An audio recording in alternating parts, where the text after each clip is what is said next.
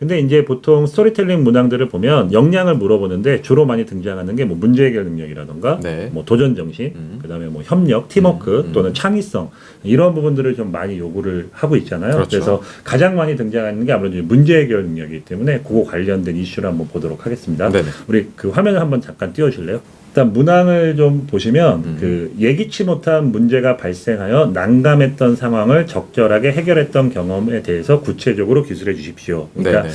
이제 문제가 좀 예상치 못한 문제가 발생했을 때 어떻게 빠르게 이걸 잘 대처했느냐에 대한 어떤 경험을 이제 쓰라는 얘기인데 500자짜리였거든요. 네네네. 근데 이제 기본적으로 우리가 이런 걸 작성할 때 무언가 자기의 어떤 에피소드가 일단 들어가야 되잖아요. 그래서 그렇죠. 이제 이 친구는 CGV 영화관에서 아르바이트를 했었는데 그때 당시에 이제 그 고객 한 분이 발작을 일으켜서 이제 쓰러졌대요. 그래서 여기 여러분들도 한번 보시면 당시 선임 미소직이었던 저는 매니저님께 상황을 보고하고 발작을 일으킨 고객님을 가림막으로 이제 이렇게 분리한 다음에 뭐 119도 부르고 그다음에 또 구조대원이 오기 전까지 고객님의 뭐 팔다리를 이렇게 주무르면서 계속 이제 그 응급조치를 했다. 네네네. 그래서 큰 문제 없이 이제 대처했다라는 내용이 있고요. 그 이후에 병원으로 이송이 잘 돼서 건강하게 고객은 뭐 건강을 찾았고 네네. 그다음에 중요한 거는 이제 이러한 사례가 본사의 응급 대응 매뉴얼로 모범 사례로 이제 소개되면서 자기가 이제 좀 어떤 성취를 느꼈다.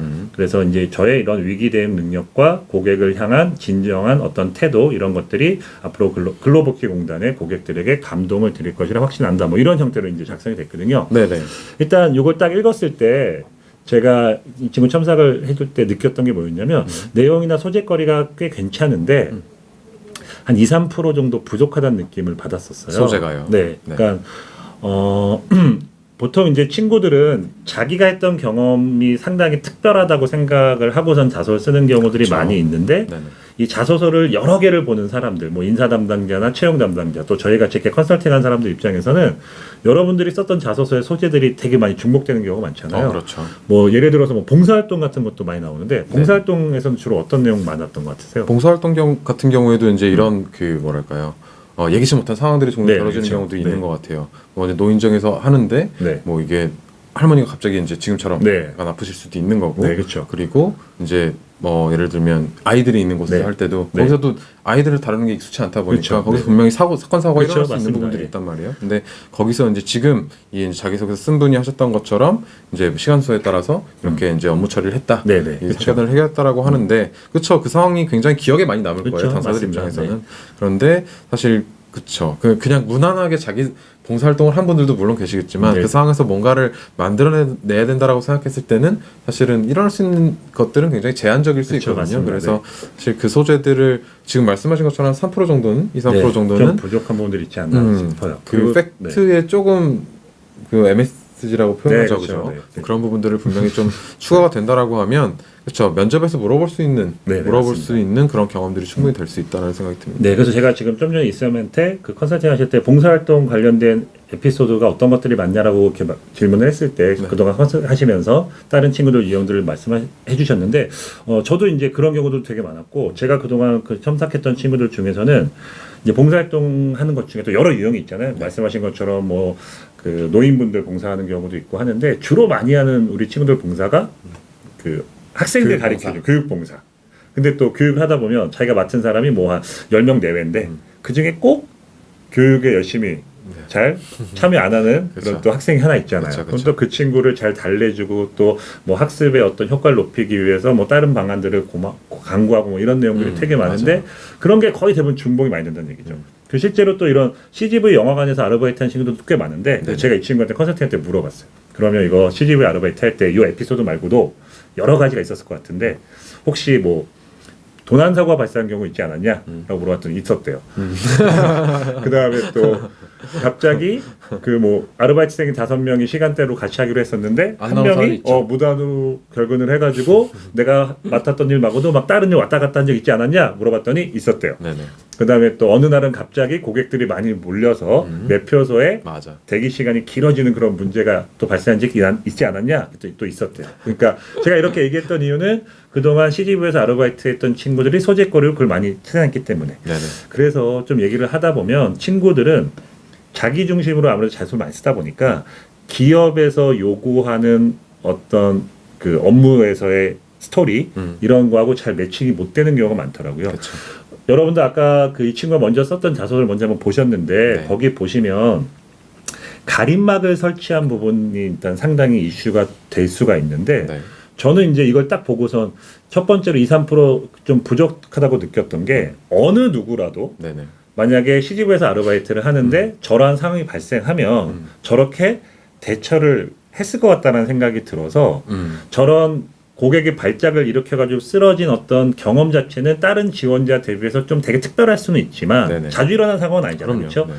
하지만 어느 누구라도 저런 일을 겪게 되면 저렇게 대처했을 것 같다라는 생각이 들어서 이제 이 친구가 좀 더 얘기를 나눴더니 근데 생뚱맞게 가림막을 갖고 왔다고 했는데 그 가림막이 어디서 났냐라고 이제 얘기를 물어봤어요. 네네. 그랬더니 이제 거기서 이제 얘기가 나오기 시작했는데 실제로 가림막이 요 사건이 일어나기 몇 주 전에 본사에서 실제 영화관에서 이러한 응급발자가 발생했을 때 다른 고객한테 불편을 줄 수 있는 그런 경우가 생길 수 있으니 네네. 가림막을 먼저 설치한 후에 응급조치를 해라라는 게 매뉴얼로? 매뉴얼로 나오면서 네네. 그 가림막이 전체 CGV 영화관에 공급됐다고 하더라고요. 그래서 이거 그럼 상당히 중요한 이슈다라고 네네. 해서 그걸 갖고 제가 이제 자소서를 좀 다른 방향으로 쓰는 게 좋겠다라고 이제 얘기를 했었고요. 네. 여기서는 지금 스토리만 들어가 있는 게 조금 문제였던 것 같아요. 그래서 일단은 자기가 현재 어떠한 능력을 갖춘 사람인지를 먼저 얘기하는 게 좋잖아요. 그래서 네. 이제 제가 첨삭한 내용으로 좀 같이 한번 보면 저는 보통 친구들한테 첨삭을 할 때 이렇게 끊어서 구조화 시켜가지고 자소서를 쓰게끔 이제 많이 설명을 해주는데 그 화면을 제가 첨삭한 화면을 같이 한번 보도록 하겠습니다. 일단 먼저 스토리텔링 자소서에서는 두 가지씩 표현이라고 해서 자신 현재 어떠한 능력을 갖추고 있는지 그 채용 담당자한테 먼저 어필하는 게 상당히 효과적일 수 있기 때문에 네. 정해진 매뉴얼과 표준을 지키는 것은 예상치 못한 문제가 발생했을 때 빠르게 대처라고 해결할 수 있는 근간이 됩니다라고 해서 현재 자기는 그 상황 대처 능력도 있고 문제 해결 능력이 있다라고 먼저 제시를 한 거죠. 그럼 이제 이거를 상대방이 잘 안 믿어주니까 나의 경험이 이제 필요하겠죠. 그래서 네네. 이제 스토리가 필요하기 때문에 이제 스타 구조로 우리가 전개해야 되는데 다음 이제 스타 구조 전개에서는 먼저 시츄에이션에서는 그 CGV 그 영화관에서 아르바이트를 할 때 본사에서 응급 환자 발생 시 활용되는 가림막이 지급되었습니다. 네. 그러니까 아까 이 친구는 처음 시작할 때 CGV 아르바이트 할 때 그 발작을 일으킨 고객이 발생했다라고만 이제 처음 시작했는데 저가 얘기했던 핵심은 본사에서 이런 어떤 가림막이 지급된 게 지급됐다. 더 중요했기 때문에 그거를 먼저 상황으로 얘기를 했고요. 네네.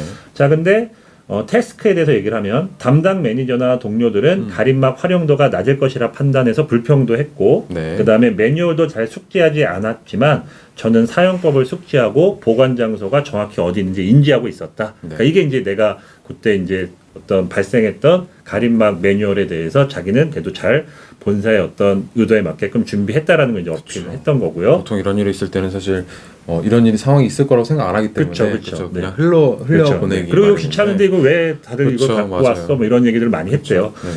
그래서 이제 거기에 따른 행동으로 몇 주 후 실제로 영화관에서 발작 증세를 보이는 고객이 발생했고 이를 먼저 발견한 저는 다른 고객님이 당황하거나 불편을 느끼지 않게 가림막을 먼저 설치하고 주변 동료들과 협력하여 상황을 보고하고 119를 불러 빠르게 대처했습니다. 네. 또 이제 그때 있었던 내용들을 구체적으로 썼고요. 거기에 따른 이제 성과는 그 결과 고객님은 큰 문제 없이 응급처치를 받았고 본사에서는 성공 사례로 뽑혀 전사적으로 공유되는 성과를 얻었습니다. 네네. 그러니까 실제로 약간 그 친구가 썼던 내용보다 좀 더 다른 개념으로 갔는데 이런 문제가 발생했을 때 그 문제를 내가 잘 대처할 수 있었던 이유는 네. 우리 회사에서 갖춰져 있는 어떤 매뉴얼대로 정도에 맞게끔 업무를 잘 수행했기 때문이다라는 구조로 갔어요. 실제로 회사에서 정해진 어떤 업무 매뉴얼이나 표준을 잘 지키는 게 상당히 중요하고 또 이 친구가 공사에 지원했던 친구인데 네. 공사 입장에선 그런 규칙을 지키는 게 또 상당히 중요하잖아요. 그렇죠. 그래서 이제 그런 형태로 이제 바꿨고요. 그럼 여기까지가 이제 설명형이었고 이제 설득형 마무리가 필요하기 때문에 네네. 이러한 경험을 통해 조직의 일원으로서 회사의 규칙과 업무 매뉴얼을 성실히 지켜 업무 수행 중 발생할 수 있는 여러 문제 상황을 적극적으로 대처하도록 하겠습니다. 라고 해서 자기가 있었던 이러한 경험들이 나중에 회사에서 어떤 식으로 발휘될 수 있는지에 대해서 이제 언급을 하고요. 네네. 그 다음에 우리가 이제 자기소개서마다 이제 소제목을 다는 게 중요한데 소제목은 될 수 있으면 좀 궁금증을 유발시킬 수 있을 만한 소제목이 좋다라고 또 저희가 주간 자소서 방송에서 몇 번 말씀드린 적이 있는데 네네. 그 제목을 달 때는 액션에서 나왔던 아니면 전체 스토리의 어떤 핵심 단어를 발췌해서 여러분들이 제목을 만드는 게 좀 더 효과적이지 않나 저는 개인적으로 생각을 해요. 그래서 가림막이 이슈였고 그 가림막은 매뉴얼에 있었던 거잖아요. 그래서 제가 이 친구한테 달아준 제목은 매뉴얼에 있는 가림막이라고 해서 이제 같이 계획을 했었어요. 그래서 여러분들 지금 그 화면에서 보신 것처럼 처음에 썼던 친구의 자소서를 이렇게 구조별로 두 갈씩, 그 다음에 스토리 전개, 설득형 마무리, 제목 달기 이렇게 제가 이제 끊어서 표현해 드렸는데 저는 개인 친구들하고 이렇게 1대1 컨설팅을 하거나 이렇게 자소서 첨삭을 해줄 때 이런 형태로 자소를 쓰게끔 하거든요. 왜냐하면 이제 스타 구조를 잘 지키지 못하고 또 내가 구조별로 잘 자소서 트렌드에 맞게끔 적응을 잘 못하는 경우들이 있기 때문에 네. 오늘 방송을 보시는 분들도 이렇게 자소서를 쓰실 때 이런 구조로 자소서를 먼저 쓰시면 훨씬 더 효과적이지 않을까. 그리고 500자가 딱 되는 자소서거든요. 네네네. 그래서 그런 형태로 여러분들이 준비하시면 좋을 것 같습니다. 그 말씀하신 것처럼 구조별로 그러니까 구조화를 시키는 거죠. 네, 그렇죠. 그래서 이제 뭐 한 단락 한 문장씩 이렇게 써놓은 네. 다음에 그 다음에 합치는 작업들을 그렇죠. 하는. 그러니까 왜냐하면 아까 이제 뭐 1-1번 뭐 자기 역량 제식 가로 두 가지라고 되어 있는 거 그것만 날리면 되는 거잖아요. 그렇죠. 그렇게 네, 해서 네, 이거 앞에 있었던 그 소재들을 다 날려버리면 소재 목표를 날려버리면 이제 전체 구조가 나오니까 네네. 자소서를 앞으로 이런 식으로 써보시는 것도 효과적인 방법이 아닐까 해서 오늘 이렇게 방송에 여러분들한테 한번 보여드렸습니다.